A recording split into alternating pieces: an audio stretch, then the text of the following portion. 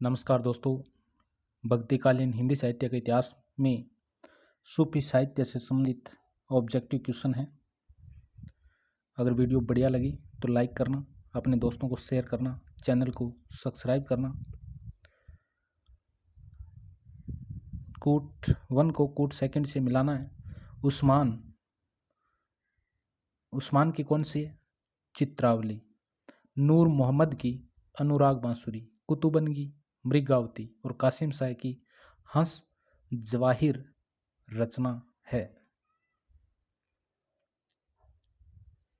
उस्मान की चित्रावली है, नूर मोहम्मद की अनुराग बांसुरी है, कुतुबन की मृगावती है, कासिम शाह की हंस जवाहिर है। मधुमालती के रचनाकार कौन है? तो मंझन। मधुमालती रचना के रचनाकार कौन है? तो मंझन है। मधुमालती हिंदी सूफी प्रेमाखान काव्य परंपरा के कवि मंझन की रचना है। इसमें नायक नायिका के प्रथम दर्शनजन्य प्रेम के साथ साथ पूर्व जन्म के पुण्य संस्कारों की महत्ता दिखाई गई है। मधुमालती में मनोहर और मधुमालती की प्रेम कथा के समानांतर प्रेमा और ताराचंद की प्रेम कथा चलती है। प्रेमाख्यान काव्य परंपरा के सर्व प्रमुख कवि मलिक मोहम्मद जायसी ने पद्मावत, अखरावट, आखिरी कलाम, चित्ररेखा, कहरनामा, मसलानामा आदि काव्य ग्रंथों की रचना की। मुल्ला दाऊद ने चंदायन, मूल नाम लोर कहा या लोर कथा नामक काव्य ग्रंथ की तथा कुतुबन ने मृगावती नामक काव्य ग्रंथ की रचना की। भक्तिकालीन सूफी काव्य धारा की विशेषताओं के संदर्भ में निम्न में से एक विशेषता गलत है, उस गलत विशेषता को चुनिए। जो गलत विशेषता है उसका चयन करना है। सूफी काव्य धारा से संबंधित, सूफी काव्य धारा के सभी कवि मुसलमान तथा विदेशी थे, ये बात गलत है। इस काव्य धारा के सभी कवियों ने हिंदू प्रेमी प्रेमिकाओं की प्रेम कथा का काव्यात्मक चित्रण प्रस्तुत किया, ये सही है। सूफी काव्य धारा के कवियों ने अवधी एवं राजस्थानी भाषा में रचनाएं की, ये भी सही है। इस काव्य धारा के कवियों ने सिर्फ प्रबंध काव्य ही लिखे, ये बात भी सही है। भक्तिकालीन सूफी काव्य धारा के संदर्भ में यह भ्रांति थी कि इस काव्य धारा से संबंधित सभी कवि मुसलमान व विदेशी थे। जब इस परंपरा के केवल 6-7 काव्य ग्रंथ उपलब्ध थे जिनके रचनाकार मुसलमान थे, किंतु अब सूफी काव्य परंपरा के 50 से अधिक कवियों के अस्तित्व का पता चला है, जिनमें अधिकांश हिंदू थे। अतः सूफी कवियों ने हिंदू प्रेमी प्रेमिकाओं की पौराणिक प्रेम कथाओं तथा कथा साहित्य से प्राप्त कथानक रूढ़ियों का चित्रात्मक चित्रण किया है। इस काव्य धारा के कवियों ने अवधी के अतिरिक्त ब्रज भाषा एवं राजस्थानी में भी रचनाएं की। सूफी काव्य धारा के कवियों ने सिर्फ प्रबंध काव्य ही लिखे हैं। तो सूफी काव्य धारा के कवियों ने केवल प्रबंध काव्य ग्रंथों की ही रचना की है। निम्नलिखित में से किस कवि ने सिर्फ अवधी भाषा में ही रचना की? किस कवि ने सिर्फ अवधी भाषा में रचना की? तो जायसी ने, मलिक मोहम्मद जायसी ने। भक्तिकाल के सूफी प्रेमाख्यान काव्य परंपरा के सर्व प्रमुख कवि मलिक मोहम्मद जायसी ने अपनी रचनाओं में सिर्फ अवधी का प्रयोग किया। अवधी भाषा के प्रयोग की दृष्टि से जायसी रामचरितमानस के प्रणेता गोस्वामी तुलसीदास के पथ प्रदर्शक थे। पद्मावत, अखरावट, आखिरी कलाम, कहरनामा, चित्ररेखा, मसलानामा और कन्हावत जायसी की रचित प्रमुख कृतियां हैं। रोज तुल हकायक के रचयिता कौन हैं? तो नूर मोहम्मद की रचना है रोज तुल हकायक। काव्य और ग्रंथ, रोज तुल हकायक नूर मोहम्मद की है। इंद्रावती 1744 में नूर मोहम्मद की रचना है। अनुराग बांसुरी 1764 में नूर मोहम्मद की रचना है। चित्रावली 1613 में उस्मान की रचना है। ज्ञानदीप 1619 में शेख नबी की रचना है। हंस जवाहिर 1731 में कासिम शाह की रचना है। नोट, नूर मोहम्मद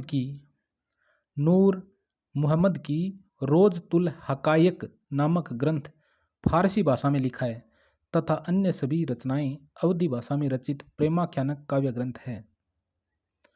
हिंदी भाषा में रचना करने पर किस सूफी कवि को मुसलमानों का उपालंब सुनने को मिला था? हिंदी भाषा में रचना करने पर किस सूफी कवि को मुसलमानों का उपालंब उलाहना सुनने को मिला था? नूर मोहम्मद को। हिंदी में रचना करने पर सूफी कवि नूर मोहम्मद को मुसलमानों का उपालंब सुनने को मिला था। इंद्रावती, अनुराग बांसुरी इनके द्वारा रचित ग्रंथ है। इनका एक और ग्रंथ फारसी भाषा में रचित है जो रोजतुल हकायक भी मिलता है। तो नूर मोहम्मद ने इंद्रावती की रचना हिंदी में की तो लोगों ने उलाहना दिया, मुसलमान कवियों ने उपालंब दिया। तो अनुराग बांसुरी में इन्होंने इन उपालंब देने वालों के लिए एक पद लिखा था, जानत है वह सिरजनहारा, जानत है वह सिरजनहार, जो कछु मर्म है मन में हमार। ऐसे एक दोहा लिखा था नूर मोहम्मद ने। पद्मावत का प्रकाशन वर्ष 1540 है, मधुमालती का 1545 है, मृगावती का 1503 है और चंदायन का 1379 है। 2 नंबर सही हो जाएगा। चंदायन मुल्ला दाऊद की है, मृगावती कुतुबन की है, मधुमालती मंजन की है और पद्मावत जायसी की है। आचार्य रामचंद्र शुक्ल के अनुसार मृगावती का रचना काल 1501 ईस्वी है। निम्नलिखित कवियों में से किसने प्रेमाख्यानक काव्य की रचना नहीं की है? तो मुल्ला दाऊद ने की है, मलिक मोहम्मद जायसी ने की है, उस्मान ने की है, अब्दुल कादिर ने नहीं की है। कवि अब्दुल कादिर ने प्रेमाख्यानक काव्य की रचना नहीं की, जबकि मुल्ला दाऊद ने चंदायन की, जायसी ने पद्मावत की, उस्मान ने चित्रावली की रचना की। निम्नलिखित काव्यांश में विरह की किस दशा का वर्णन है? निम्नलिखित काव्यांश में विरह की किस दशा का वर्णन है? यह तन जारो छार के, कहो कि पवन उड़ाव, मकु तेहि मार्ग उड़ी परे, कंत दरेज हैं पाँव। तो विरह की किस दशा का वर्णन है? तो अभिलाषा है इसमें कि इस तन को जलाकर छार के यानी राख करके हे पवन इसे उड़ा दे और तुम इस मार्ग पे गिरा दे जिस मार्ग पे मेरे कंत है, पति है, वो पांव धरेंगे। तो ये नायिका की अभिलाषा है यहाँ पर। यह तंजारो छार के, कहो कि पवन उड़ाए, मकु तही मार्ग उड़ी परे, कंत धरे जय पाँव। उपयुक्त काव्यांश में विरह की अभिलाषा दशा का वर्णन है। उक्त पंक्ति जायसी द्वारा रचित पद्मावत से उद्धृत है। जायसी द्वारा रचित ग्रंथ पद्मावत, अखरावट, आखिरी कलाम जिसमें कयामत का वर्णन है। मोहिका हंसेसी की कोहरई किसने किससे कहा है? मोहिका हंसेसी की कोहरही किसने किससे कहा? तो जायसी ने शेरशाह से कहा था। जायसी काने और देखने में कुरूप थे। कहते हैं कि शेरशाह ने इनके रूप को देखकर हंसा था। इस पर जायसी ने शेरशाह से कहा, मोहिका हंसेमी की कुहरी, अर्थात मुझ पर हंस रहे हो या उस बनाने वाले कुम्हार यानी भगवान पर। इस पर शेरशाह बहुत लज्जित हुआ और इनसे क्षमा मांगी। कुतुबन के गुरु का नाम क्या है? कुतुबन के गुरु का नाम था शेख बुरहान। कुतुबन शेख बुरहान के शिष्य थे और जौनपुर के बादशाह हुसैन शाह के आश्रित कवि थे। ये सूफी प्रेम काव्य परंपरा के कवि थे। इनका प्रसिद्ध ग्रंथ मृगावती है। इस ग्रंथ में लौकिक प्रेम की आड़ में अलौकिक प्रेम की बड़ी सुंदर अभिव्यंजना हुई है। कवि की भाषा अवधी, छंद दोआ और चौपाई है। सूफी कवियों का सबसे प्रिय अलंकार समासोक्ति है। सूफी कवियों का सबसे प्रिय अलंकार कौन सा रहा है? तो समासोक्ति अलंकार रहा है। सूफी कवियों का सबसे प्रिय अलंकार समासोक्ति है। रस रतन के रचयिता कौन है? तो रस रतन रचना के रचयिता है पुहकर कवि। रस रतन के रचयिता पुहकर है। पुहकर कवि जहांगीर के समय में थे। तो पुहकर किसके समय में थे? जहांगीर के समय में थे। कहते हैं जहांगीर ने किसी बात पर इन्हें आगरा में कैद कर लिया था। वहीं कारागार में इन्होंने रस रतन नामक ग्रंथ संवत 1673 में लिखा, जिस पर प्रसन्न होकर बादशाह ने इन्हें कारागार से मुक्त कर दिया। इनमें से कौन सी कृति जायसी की अक्षय कीर्ति के आधार पर रची गई है? पद्मावत जायसी की अक्षय कीर्ति का आधार है। जायसी की अक्षय कीर्ति का आधार है पद्मावत। पद्मावत का नागमती वियोग खंड हिंदी साहित्य की अनुपम निधि है। किसने कहा था? आचार्य रामचंद्र शुक्ल ने कहा था। पद्मावत में कुल 57 खंड है। इसका प्रिय अलंकार उत्प्रेक्षा है। पद्मावत में नागमती, पद्मावती और रतन सेन की प्रेम कहानी है। जायसी द्वारा रचित अन्य ग्रंथ है अखरावट, आखिरी कलाम, चित्तररेखा, कहरनामा, मसलानामा और कन्हावत आदि। सूफी काव्य पद्धति का अंतिम ग्रंथ कौन सा है? तो इंद्रावती है। सूफी काव्य पद्धति का अंतिम ग्रंथ कौन सा है? तो वो इंद्रावती है। और इंद्रावती किसका है? नूर मोहम्मद का। सूफी काव्य का अंतिम ग्रंथ इंद्रावती है।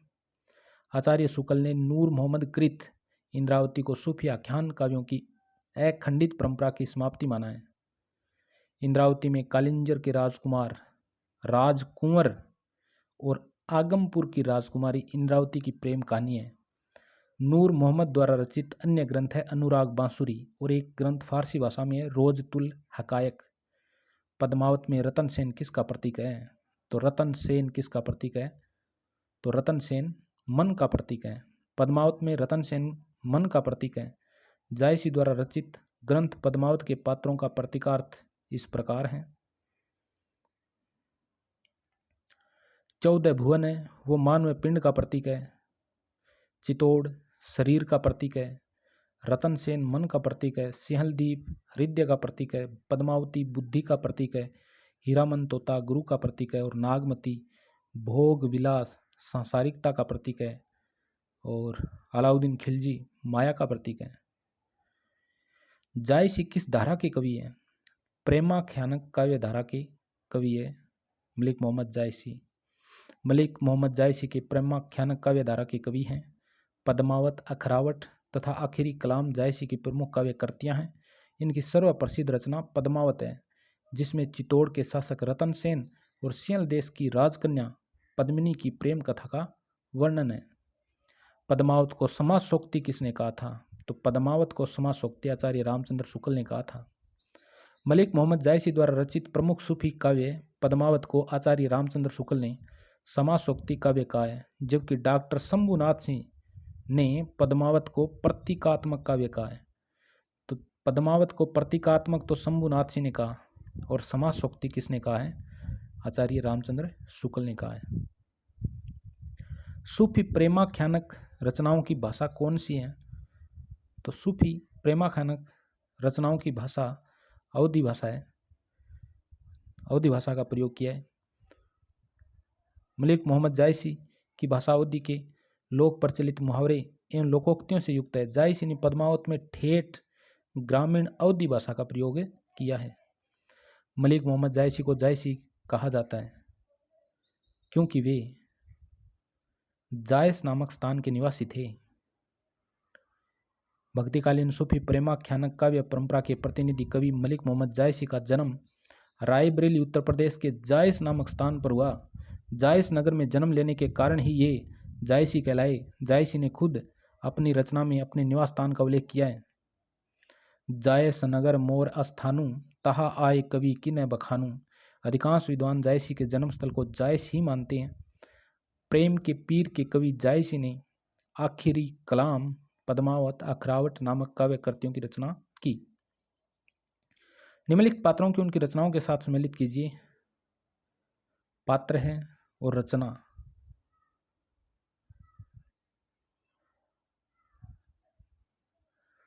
चंदायन। चंदायन रचना 1379 में प्रकाशित हुई मुल्ला दाऊद की रचना है, जिसका पात्र एक तो मैना है और एक लोर है। लोर या लोरिक चंदा।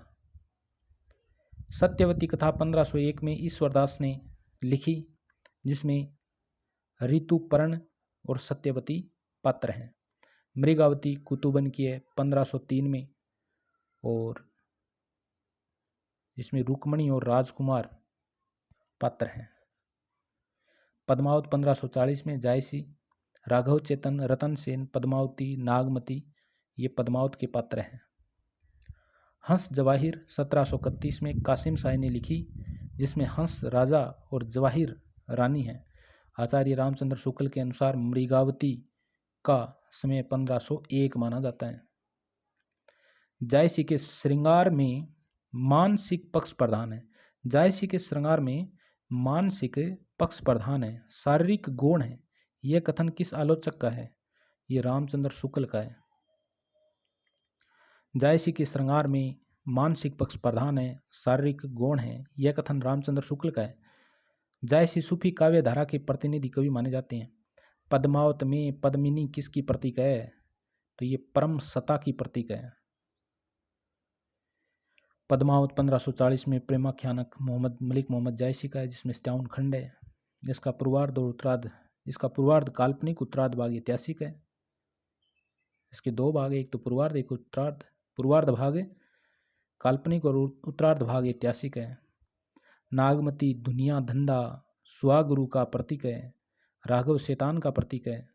अलाउद्दीन खिलजी माया का प्रतीक है। साधना की 4 अवस्थाओं शरीयत, तरीकत, मारिफत और हकीकत का संबंध है, सूफी साधना से संबंधित है। सूफी साधना की 4 अवस्था है। एक तो शरीयत होती है, एक तरीकत, शरीयत, तरीकत, मारिफत और हकीकत।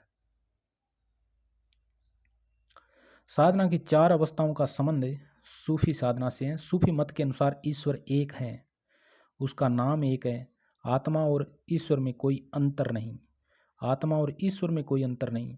आत्मा तो स्वयं को ईश्वर के सामने एक बंदे के रूप में प्रस्तुत करती है, और बंदा प्रेम के सारे ईश्वर तक पहुंचने के लिए 4 सोपानों को पार करता है। सूफी मत के अनुसार 4 ये सोपान हैं: शरीयत, तरीकत, हकीकत और मारिफत।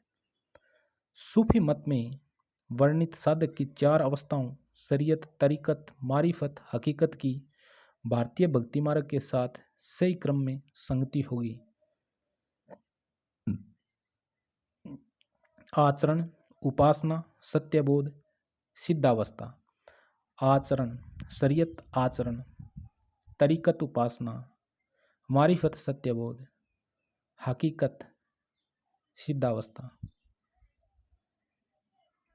सूफी मत में वर्णित साधक की 4 अवस्थाओं शरीयत, तरीकत, मारिफत, हकीकत की भारतीय भक्ति मार्ग के साथ सही क्रम में संगति होगी। आचरण, उपासना, सत्यबोध और सिद्धा अवस्था साधक की प्रथम अवस्था नासूत कहलाती है। साधक की प्रथम अवस्था नासूत कहलाती है, जिसमें वह शरीयत का अनुसरण करता है। तो नासूत में वो शरीयत का अनुसरण करता है। दूसरी अवस्था मलकूत होती है, मलकूत या मलकत, जिसमें तरीकत या उपासना में परिवर्तित होता है। तीसरी अवस्था जबरूत होती है, जो आरिफ बन जाता है, अर्थात मारिफत का या सत्यबोध होता है। चौथी अवस्था लाहूत है, जहां पहुंचकर उसे हकीकत यानी सिद्धावस्था की प्राप्ति होती है। जायसीकृत पद्मावत है रूपक काव्य है। कैसा काव्य है? रूपक काव्य। जायसीकृत पद्मावत 1540 में उच्च कोटि का प्रबंध काव्य है। डॉक्टर नगेंद्र ने इसे प्रतीकात्मक या रूपक काव्य कहा है। इसे समासोक्ति काव्य भी कहा जाता है। तो समासोक्ति काव्य किसने कहा था? रामचंद्र शुक्ल ने। रूपक काव्य से किसने कहा? नगेंद्र ने। प्रेमाख्यानक काव्य परंपरा की प्रमुख रचनाओं का सही क्रम क्या है? चंदायन का 1379 में प्रकाशन हुआ, मुल्ला दाऊद की है। मृगावती 1503 कुतुबन की है। पद्मावत 1540 जायसी की है और मधुमालती 1545 मंजन की है। आचार्य रामचंद्र शुक्ल ने प्रेमाख्यान काव्य परंपरा का प्रथम कवि किसे माना है? तो कुतुबन को माना है। आचार्य रामचंद्र शुक्ल ने प्रेमाख्यान काव्य परंपरा का प्रथम कवि कुतुबन को माना है। प्रेमाख्यान काव्य परंपरा का प्रथम कवि, उसकी रचना एवं मानने वाले विद्वान की सारणी निम्नलिखित है। गणपति चंद्र गुप्त ने और डॉक्टर नगेंद्र ने हंसावली, जो असाहित्य की रचना है, किसकी रचना है? असाहित्य की रचना है हंसावली, उसको प्रथम रचना और असाहित्य को प्रथम कवि माना है। 1370 में लिखी गई हंसावली। डॉक्टर रामकुमार वर्मा ने चंदायन को पहली रचना और मुल्ला दाऊद को प्रथम कवि माना है। 1379 में चंदायन लिखी गई। सत्यवती कथा ईश्वरदास की है, 1501 में प्रकाशित हुई। सत्यवती कथा को सूफी काव्य की प्रथम रचना मानते हैं ज़ाहिर प्रसाद द्विवेदी। मृगावती कुतुबन की है, 1501 में लिखित है। और रामचंद्र शुक्ल इसे प्रथम सूफी प्रेमा ख्यानक काव्य व कुतुबन को प्रथम कवि मानता है। कौन सी कृति जायसी की है? तो कन्हावत ये मलिक मोहम्मद जायसी की करती है। अनुराग बांसुरी नूर मोहम्मद की है। मृगावती कुतुबन की है। मधुमालती मंजन की है। निम्नलिखित रचनाओं को उनके कवियों के साथ सम्मिलित कीजिए। हंसावली उस्मान की है। चंदाइन मुल्ला दाऊद की है। सत्यवती ईश्वरदास की है। मृगावती कुतुबन की है।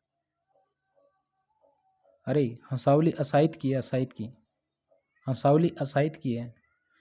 हंसावली असाइद की है। चंदाइन मुल्ला दाऊद की है। सत्यवती ईश्वरदास की है और मृगावती कुतुबन की है। चित्रावली उस्मान की है।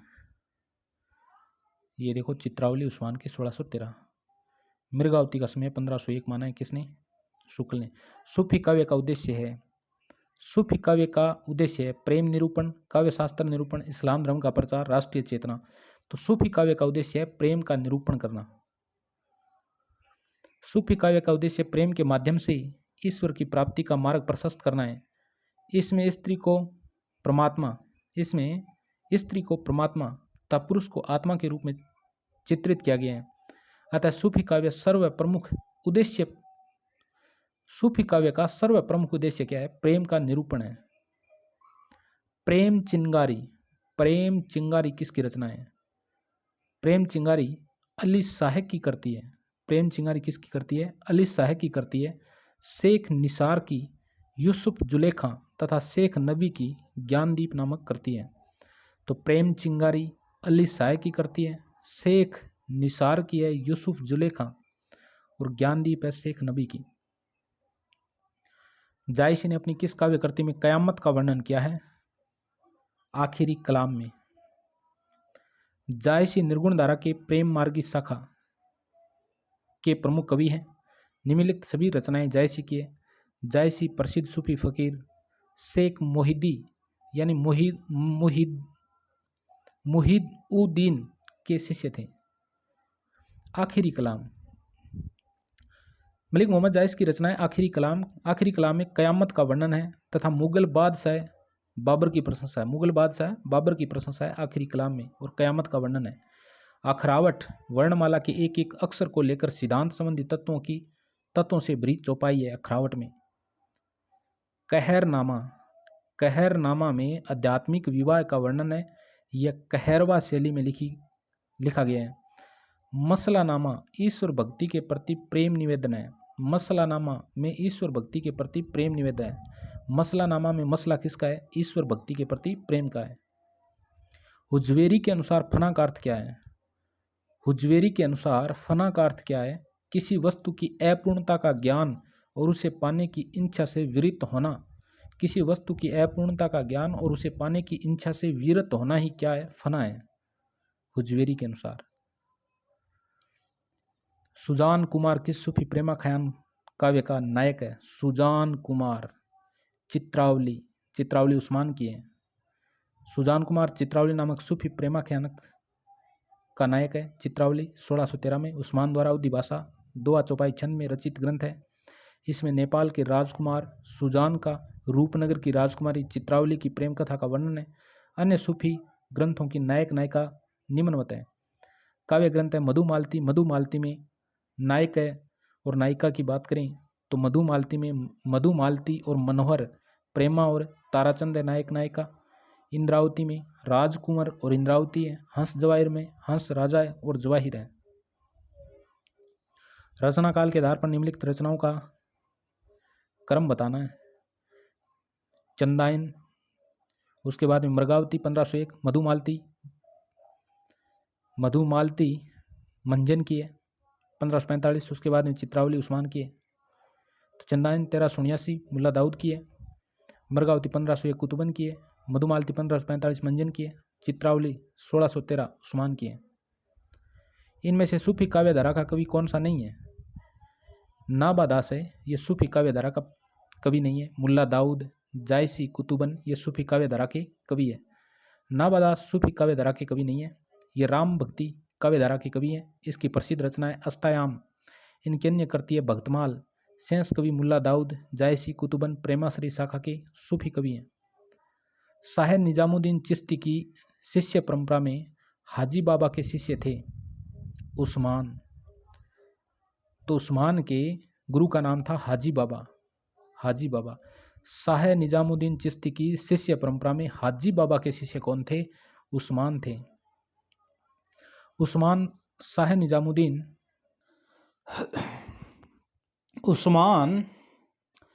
निजामुद्दीन चिश्ती की शिष्य परंपरा में हाजी बाबा के शिष्य थे। ये गाजीपुर के निवासी थे, जहांगीर के समकालीन थे। ये 5 भाई थे। इनके पिता शेख थे, शेख या हुसैन थे। उस्मान ने चित्रावली नामक प्रबंध काव्य 1613 में लिखा। मंजन ने मधुमालती लिखा। कुतुबन ने मृगावती 1501 में और जायसी ने 1540 में पद्मावत नामक महाकाव्य लिखा। निम्नलिखित में से कौन सा कथन सूफी कवियों के संबंध में सत्य नहीं है? सूफी कवि अमर प्रेम के उपासक और गायक थे। सही है। ये सभी कवि राजाओं के दरबारी कवि थे। ये सभी कवि राजाओं के दरबारी कवि नहीं थे। ये गलत है। सभी सूफी कवियों ने मसनवी शैली को अपनाया। ये सही है। इन्होंने प्रबंध काव्यों की रचना की। ये भी सही है। ये सभी कवि राजाओं के दरबारी कवि थे। यह कथन सूफी कवियों के संबंध में सत्य नहीं है। सूफी कवि अमर प्रेम के उपासक और गायक थे। सभी सूफी कवियों ने मसनवी शैली को अपनाया। इन्होंने प्रबंध काव्यों की रचना की। ये सभी कथन सूफी कवियों के संबंध में सत्य हैं। अनुराग बांसुरी के रचनाकार है नूर मोहम्मद।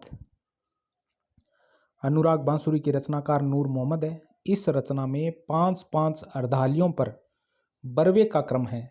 इस ग्रंथ से यह पता चलता है कि 18वीं सदी तक आते आते मुसलमान हिंदी से किनारा करने लगे और फारसी की तरफ झुक गए, जैसा कि नूर मोहम्मद अनुराग बांसुरी में लिखते हैं। क्या लिखते हैं? जानत है वह सिरजनहारा, जो किछु मन मरम हमारा, हिंदू मग पर पाँव न राखेऊ, का जो बहुते हिंदी भाखेऊ। ये किस ग्रंथ में? इसके अनुराग बांसुरी में 1764 में प्रकाशित हुई थी अनुराग बांसुरी। पद्मावत की काव्यगत विशेषताओं की दृष्टि से कौन सा विकल्प असंगत है? पद्मावत में नखशिक वर्णन, लोक सामान्य भावभूमि, प्रतीकात्मकता यानी रूपात्मकता है। इसमें 12 मासा इतिहास और कल्पना का योग, मार्मिकता का वर्णन है, जरूर है। नगर वर्णन, लोकोत्तर भावना, सर्गों में विभाजन, ये गलत है। वीर वर्णन, मानवीय सहृदयता, नारी विवस्था पद्मावत में है। मसनवी शैली है, श्रृंगार रस है, प्रेम गाथा परंपरा की प्रौढ़ता है, ये भी सही है। पद्मावत की काव्यगत विशेषताओं की दृष्टि से नगर वर्णन, लोकोत्तर भावना, सर्गों में विभाजन असंगत है। पद्मावत जायसीकृत है। इसमें कुल 57 खंड है। क्या है? 57 खंड है। और जायसी का प्रिय अलंकार उत्प्रेक्षा है। जायसी का प्रिय अलंकार कौन सा है? उत्प्रेक्षा।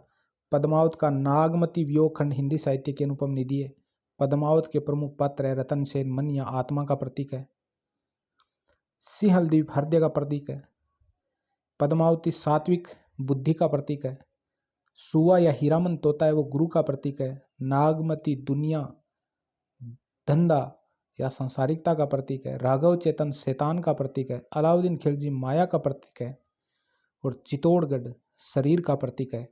जायसी के प्रमुख ग्रंथ है अखरावट, आखिरी कलाम, चित्ररेखा, कहरानामा, मसलानामा, कन्हावत। जायसी ने पद्मावत में 12 मासा पद्धति का उपयोग के लिए किया। जायसी ने पद्मावत में 12 मासा पद्धति का उपयोग किसके लिए किया? वीर वर्णन के लिए किया था। जायसी ने पद्मावत में 12 मासा पद्धति का उपयोग वीर वर्णन के लिए किया है। जायसी कृत पद्मावत में नागमती, पद्मावती और रतन सेन की प्रेम कहानी का वर्णन है।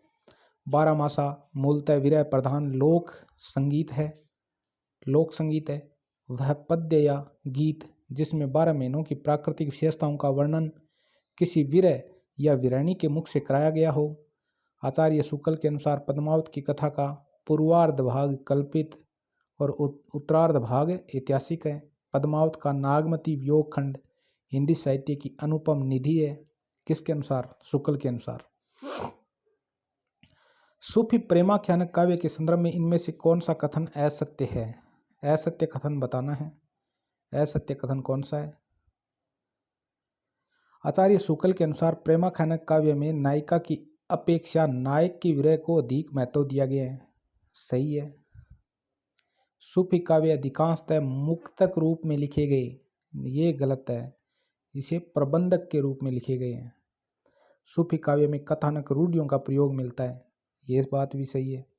सूफी कवियों में ऐतिहासिक अनैतिहासिक पात्रों की गाथाओं के साथ साथ रचयिताओं की कल्पना शक्ति का योग भी न्यूनाधिक मात्रा में रहा है, ये भी सही है।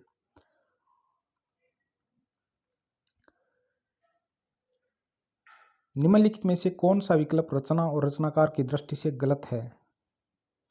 मृगावती कुतुबन की है, पद्मावत मलिक मोहम्मद जायस की है, मधुमालती मंजन की है, आखिरी कलाम किसकी है? तो ये जायसी की है। चंदायन रचना कब लिखी गई? 1379 में। किसके द्वारा? मुल्ला दाऊद के द्वारा। चंदायन की मुल्ला दाऊद कृत प्रथम सूफी प्रेम काव्य है। इसमें नायक लोर या लोरक तथा नायिका चंदा की प्रेम कथा का वर्णन है। मोही का हंसेई की कुहरही, इसका क्या तात्पर्य? मुझ पर हंसते हो या उस कुम्हार पर जिसने मुझे बनाया है? पद्मावत की रचना शैली क्या है? फारसी की मसनवी शैली है पद्मावत की। निम्नलिखित में से कौन सी पुस्तक जायसी की नहीं है? मृगावती नहीं है साहब, मृगावती नहीं है। मृगावती कुतुबन की है, 1501 में प्रकाशित हुई थी। जायसी की काव्य भाषा थी, अवधि थी, और अगर मिल जाए ठेठ अवधि तो और बढ़िया है। निम्नलिखित में से कौन ज्ञान मार्गी शाखा के कवि नहीं है? ज्ञान मार्गी शाखा के कवि नहीं है। कबीर है, रैदास है, दादू है, कुतुबन नहीं है। यह सूफी मार्गी प्रेम मार्गी शाखा के कवि है कुतुबन। सूफी प्रेमाख्यान परंपरा का प्रथम काव्य संग्रह कौन सा है? तो वो चंदायन है, मुल्ला दाऊद का, 1379 में प्रकाशित हुआ था। नागमती वियोग खंड से संबंधित कौन सा कथन सही नहीं है? नागमती वियोग खंड से संबंधित कौन सा कथन सही नहीं है? जायसी के 12 मासा के रूप में नागमती के वियोग खंड का मार्मिक चित्रण किया गया है, सही है। यह वियोग प्रवासजन्य विरह के अंतर्गत आता है। यह वियोग है वो प्रवासजन्य विरह के अंतर्गत आता है। यह वियोग चैत्र मास से प्रारंभ होता है, ये बात गलत है। इस खंड में पक्षियों के माध्यम से संदेश भेजने का उल्लेख भी जायसी ने किया है, सही बात है। यह वियोग चैत्र मास से प्रारंभ होता है। नागमती वियोग खंड से संबंधित कथन सही नहीं है, क्योंकि नागमती वियोग खंड पद्मावत में संग्रहित है और पद्मावत के लेखक मलिक मोहम्मद जायसी है। जायसी के अन्य करते हैं इस प्रकार है: अखरावट, आखिरी कलाम, चित्तर रेखा, कहरनामा, मसलानामा, कन्हावत आदि। अन्य विकल्प सही है जो इस प्रकार है: जायसी ने 12 मासा के रूप में नागमती का वियोग का मार्मिक चित्रण किया है। नागमती वियोग खंड के 12 मासा का प्रारंभ कौन से महीने से होता है? आषाढ़ महीने से होता है साहब। और यह वियोग प्रवासजन्य विरह के अंतर्गत आता है और इस खंड में पक्षियों के माध्यम से संदेश भेजने का उल्लेख भी जायसी ने किया है। तो पद्मावत में जो 12 मासा है उसका प्रारंभ होता है आषाढ़ माह से। निम्नलिखित कवियों एवं उनके समक्ष अंकित पंक्तियों का कौन सा युग्म असंगत है? चढ़ा आषाढ़ गगन घन गाजा, चढ़ा आषाढ़ गगन घन गाजा जायसी की पंक्ति है। भजमन चरण कवल अविनाशी, ये सूरदास की पंक्ति नहीं है साहब। भजमन चरण कमल अविनाशी, ये तो मीरांकी की पंक्ति लग रही है। भजमन चरण कमल अविनाशी। अंजड़ियाँ झाई पड़ी पंथ निहारी निहारी, जिबड़ियाँ छाला पड़ा पंथ निहारी निहारी। कबीर की पंक्ति है। अजो तरियोना ही रहो श्रुति सेवत इक रंग, अजो तरियोना ही रहो श्रुति सेवत इक रंग, नाकबास बेसरी लहो कहो मुक्तन के संग। बिहारी का दुआ है ये। सूरदास भजमन चरण कवल अविनाशी युगम असंगत है। यह पंक्ति मीराबाई की है। अन्य विकल्प संत है। पियु वियोग अस बाउर जीव, पिय वियोग अस बाउर जीव पंक्ति में बाउर शब्द का अर्थ क्या है? पगली। पिय वियोग अस बाउर जीव, बाउर शब्द का अर्थ क्या है? पगली। निम्नलिखित में से कौन सी रचना मलिक मोहम्मद जायसी की नहीं है? मधुमालती मंझन की असाब। कुतुबन किस बादशाह के आश्रित कवि थे? कुतुबन ये तो हुसैन शाह के आश्रित कवि थे। हुसैन शाह के आश्रित कवि थे कुतुबन के गुरु का नाम शेख बुरहान था।